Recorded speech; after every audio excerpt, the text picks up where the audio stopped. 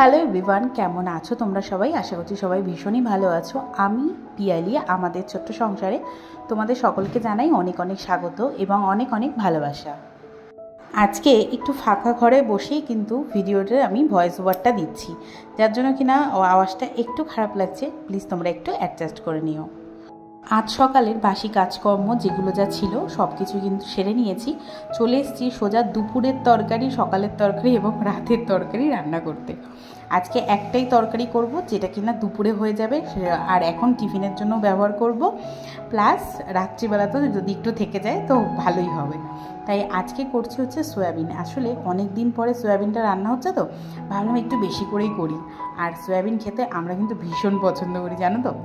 এখানে আমরা বলতে কিন্তু আমরা তিনজন নই, আমি আর আমার মেয়ে। আসলে তোমাদের দাদাভাই এতটা সয়াবিন পছন্দ করে না, ও একটু মাছের ঝোল, এইসব ডিমের ঝোল এইসব পছন্দ করে।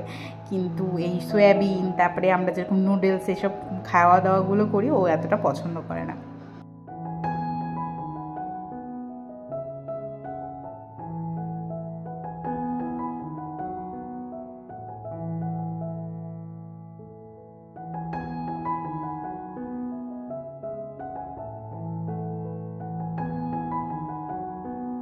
আগামীকাল তো হচ্ছে জামাই ষষ্ঠী, তো জামাই ষষ্ঠীতে বাড়িতে তো যেতেই হবে। আর তোমাদের দাদাভাই বললো আজকে বিশেষ কিছু রান্নাবান্না না, আজকে খুব সিম্পল রান্নাবান্না করে নাও, কারণ খাবার দাবার থেকে গেলে ওই ফ্রিজটা অন করে রেখে যেতে হবে। তাই জন্য যাতে ফ্রিজে কিছু না থাকে সেই হিসাব করে রান্নাবান্নাটা করতে হবে। বিশেষ কোনো সবজি নেই, শুধু এনেছে হচ্ছে খারকোল পাতা, গিয়েছিল হচ্ছে বাজারে। আর এখন আমি রুটি করে নিচ্ছি, দেখতেই পাচ্ছ। রুটিটা হয়ে গেলেই কিন্তু খাবার দিতে পারবো না, কারণ এই যে তরকারিটা কিন্তু এখন আমার কমপ্লিট হয়নি। তোমাদের দাদাভাই অলরেডি দুবার বাজারে চলে গেছে। সেকেন্ডবার আমাকে বললো যে খাবারটা হোক, ততক্ষণে আমি আমার আরেকটা কাজ করে আসি। তো যথারীতি বেরিয়ে গেছে ওর মতন কাজ করতে। আজকে একটু টিফিনটা করতে না একটু দেরি হয়ে গেছে। আর আজকে আঁখি সেরকম একটা পড়ার জন্য তাড়া নেই, ওই কারণেই। আর আমার থেকে তো আঁখি ভীষণ আর কি বলবো আনন্দে রয়েছে যে জামাই ষষ্ঠীতে দিদান বাড়ি যাবে। তো যাই হোক, আমি যতটা খুশি তার থেকে ডবল খুশি হচ্ছে আমার মেয়ে। এদিকে দেখো তরকারিটা নামানো হয়ে গেছে, এখন রুটিগুলো সেঁকে নেব, ব্যাস। তারপরেই খাবারটা আগে দিয়ে নেব, তারপরে বাদবাকি কিছু যে রান্না বাকি আছে সেগুলো করব। আজকে বললামই বিশেষ কিছু রান্নাবান্না করার নেই, আর সবজিপাতিও সেরকম কিছু ঘরে আনা নেই। কারণ হচ্ছে বেশি কিছু আনা থাকলে তো আমার ফ্রিজে থেকে যাবে, ফ্রিজটা তো অন করে রেখে যেতে পারবো না। এমনিতেই তো দেখতে পাচ্ছ ওয়েদারটা ভীষণই খারাপ। আর কালকে যেহেতু ওই বাড়িতে থাকবো না, তো কিছু জামা কাপড় একটু ভাবছি কেচে কুচে রেখে যাই।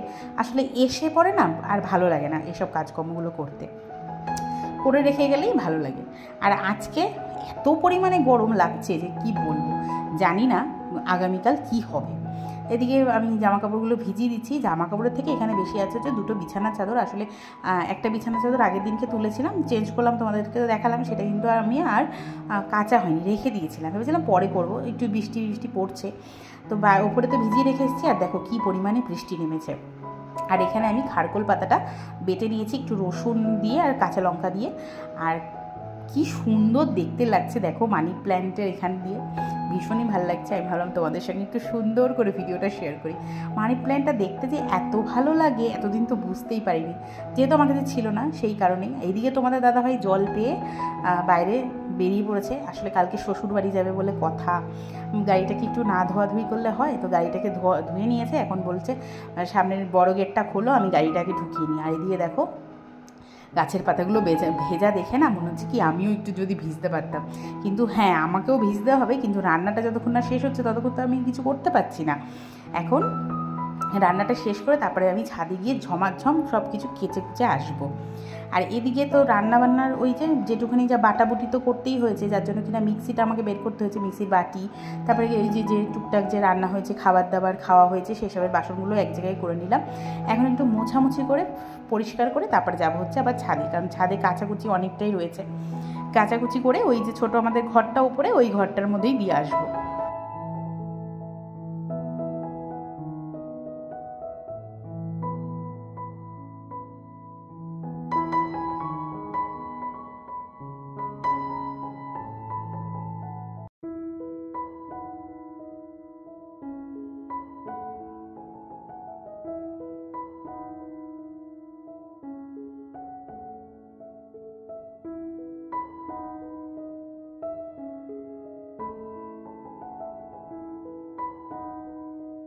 এদিকে বাসন মাজার কাজটা কিন্তু আমার কমপ্লিট হয়ে গেছে।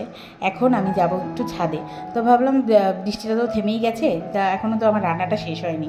আর রান্নাটা আমি শেষও করতে পারিনি, তোমাদের দাদাভাই এসে বাদবাকি রান্না মানে যেটুখানি খারকোল পাতাটা যেটুখানি ভাজার প্রয়োজন ছিল সেটুখানি ভেজে নিয়েছে। এদিকে আবারও মুষলধারে বৃষ্টি নেমেছে আর প্রচুর পরিমাণে বাজ পড়ছে। এবার এতক্ষণ তো আমি বুঝতেই পারিনি যে কি হচ্ছে। তো আমার ঝট করে মনে পড়লো, এ বাবা ছাদটা তো দক্ষিণ দিক দিয়ে আসছে। তো ঘরে গিয়ে দেখি একদম সমস্ত কিছু ভিজে একাকার অবস্থা। কোল বালিশগুলো ভিজে গেছে, মাথার বালিশগুলোও ভিজে গেছে। কথায় বলে সুন্দর সংসার করতে গেলে বা গুছিয়ে সংসার করতে গেলে ইচ্ছের প্রয়োজন, টাকার একদম প্রয়োজন না। আসলে বাস্তবটা কিন্তু পুরোটাই উল্টো। একটা সুন্দর গোছানো সংসার করতে গেলে কিন্তু সবার প্রথমেই টাকার প্রয়োজন। তোমরা যদি একমত হও অবশ্যই কিন্তু কমেন্টে আমাকে জানাতে পারো। দেখো এখন আমার কি অবস্থা। এখন যদি আমার কাছে টাকা থাকতো অবশ্যই আমি আগে এই জানলাগুলো করে নিতে পারতাম, তাহলে হতো তো আমার শখের জিনিসটা আগে গোছানো সংসার। তো এখন তো অগোছালো সংসার চলছে। এটাই হচ্ছে কারণ, বাস্তবের সঙ্গে স্বপ্নের কোনো রকম মিল থাকে না। যাই হোক, যেটুখানি যা ভিজে গেছে এখন আর কী করা যাবে, যেটুখানি রয়েছে সেটুখানি যাতে না ভিজে তার একটা ব্যবস্থা করছি। জানলায় প্লাস্টিক দিলে প্রচণ্ড পরিমাণে গরম হয়ে যায় ঘরটা, যেটাতে কিনা মানে সহ্য করার মতো না। এই গরমে যতই বৃষ্টি হচ্ছে গরম তো আর কমে যাচ্ছে না, তাই জন্য জানলা বন্ধ করা যাবে না। ওই জন্য কী করলাম, বিছানার উপরে প্লাস্টিকটা পেতে দিয়েছি। আর ওই যেগুলো ভিজে গিয়েছিলো সেগুলো খুলে খুলে শুকো দিয়ে রেখেছি। কারণ হচ্ছে আগামীকাল তো আবার বাড়িতে আমি যাব, তখন আবার এইগুলো বাড়ির থেকে এসে আমাকে চেঞ্জ করতেই হবে, তাই জন্য এইগুলো আর পাল্টাবো না। এইগুলো পেতেই রাত্রিবেলায় ঘুমিয়ে পড়বো। পরের দিনকে যখন বাড়ির থেকে ঘুরে আসবো তারপরে এইগুলো এসে সব কাচাকুচি করে নেব। যাই হোক, কথা বলতে বলতে কিন্তু একদম ভিডিও শেষে চলে আসলাম। আজকের ভিডিওটা তোমাদের কেমন লাগলো সেটা কিন্তু একটা কমেন্ট করে অবশ্যই জানিও। ভালো লাগলে আমার এই ছোট্ট পরিবারটার পাশে থেকে যেও। আর অনেক ভালো থাকো, সুস্থ থাকো, সকলকে ভালো রাখো। আজকের মতো টাটা।